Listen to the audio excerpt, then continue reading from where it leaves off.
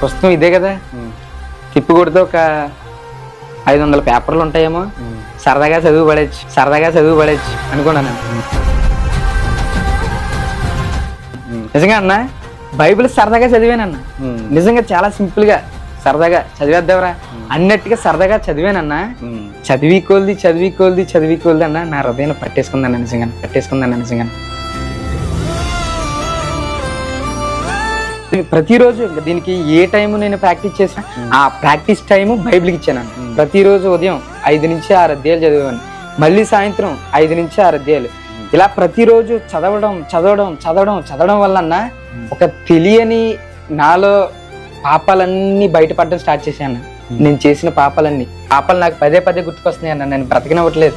ఏం చేయాలో ఇప్పుడు ఎన్ని కప్పుకోవాలంటే నేను చేయవలసింది ఒకటేనన్నా, అది బాప్తీసం తీసుకోవడం. ఎప్పుడైతే ఈ బాప్తీసం తీసుకున్నానో అప్పుడు నా మనసు తేలికైంది.